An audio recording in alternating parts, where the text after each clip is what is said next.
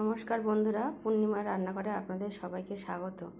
আজকের আমি রান্না করছি ধোকার ডালনা। এখানে আমি 100 গ্রাম ছোলার ডাল ভিজিয়ে রেখেছি, সারা রাত ভিজিয়ে রেখেছিলাম। সেটাকে নিয়েছি 1 ইঞ্চি আদা, পরিমাণ মতো লবণ, 2টো কাঁচা লঙ্কা আর একটু গোটা জিরে দিয়ে এটাকে আমি পেস্ট করে নেব।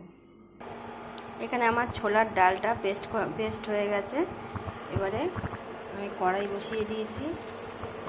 কড়াইটা মোটামুটি গরম হয়ে গেছে। এতে আমি 1 চামচ মতো সাদা তেল দিয়ে দেবো।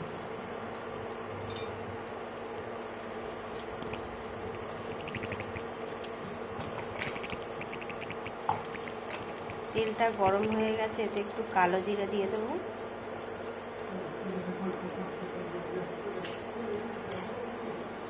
দিয়ে এটাকে একটু নাড়াচাড়া করে এতে আমি ছোলার ডালের পেস্টটা দিয়ে দেবো।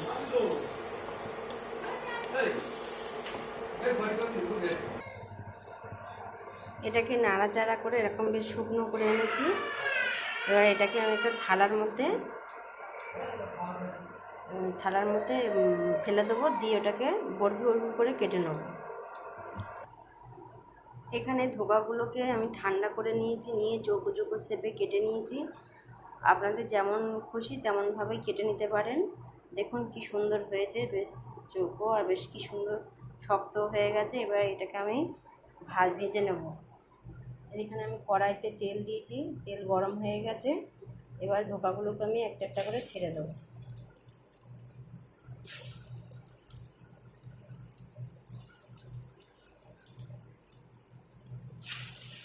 দিয়ে আমি এগুলোকে লাল লাল করে ভেজে নেব।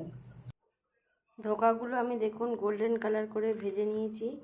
আর ধোকাগুলো এত সুন্দর সফট হয়েছে, দেখুন খুব নরম হয়েছে। আর একটাও ধোকা আমার ভাঙেনি। 100 গ্রাম ছোলার ডালে অনেকগুলো ধোকা হয়েছে। এখানে আমি কিছু মশলা রেডি করে নিয়েছি। তেজপাতা নিয়েছি, গোটা শুকনো লঙ্কা নিয়েছি, কালো জিরে নিয়েছি, গোটা গরম মশলা নিয়েছি, এলাচ, লবঙ্গ আর দারচিনি। এখানে আমি একটা মশলা বানিয়ে নিয়েছি। এতে টমেটো পেস্ট আছে, আদা বাটা আছে, জিরের গুঁড়ো আছে আর লঙ্কার গুঁড়ো আর হলুদের গুঁড়ো দিয়ে এটাকে একটা পেস্ট বানিয়ে নিয়েছি। কিছু আলু আমি সিদ্ধ করে নিয়েছি। কড়াইতে তেল, সেই তেলটা আমি তুলে নিয়েছি। 2 চামচ মতন তেল দিয়েছি। তেলটা গরম হয়ে আছে। এতে আমি ফোড়নের মশলাগুলো দিয়ে দেবো।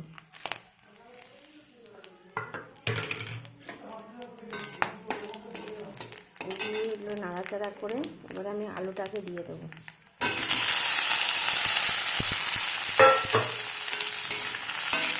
দিয়ে এটাকে একটু লাল লাল করে ভেজে নেব।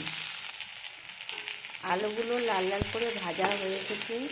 এতে আমি এবার পরিমাণ মতন লবণ দিয়ে দেবো। এতে চিনি দিলে একটু ভালো হয়, কিন্তু আমার হাজব্যান্ডের সুগারের জন্য আমি চিনিটা দিইনি এটাকে। এবারে এই মশলাটা দিয়ে দেবো, যে মশলাটা বানিয়ে রেখেছিলাম।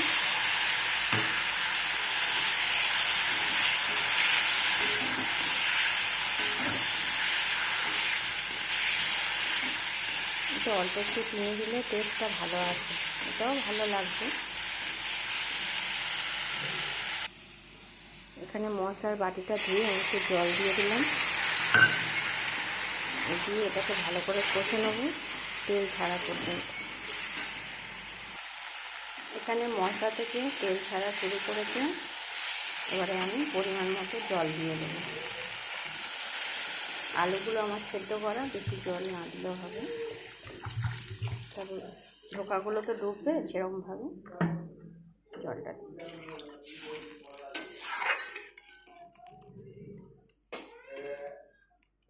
এবার এটা ফুটে উঠলে তারপরে আমি আমার ধোকাগুলো দিয়ে দেবো। এখানে আমার ঝোলটা ফুটছে। এবার আমি ধোকাগুলোকে দিয়ে দেবো।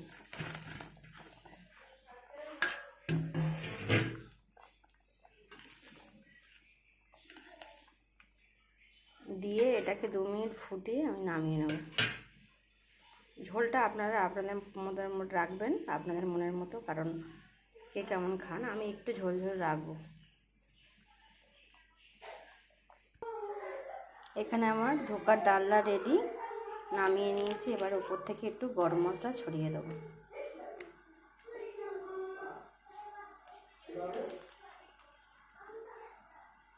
ব্যাস, রান্নাটা আমার কমপ্লিট।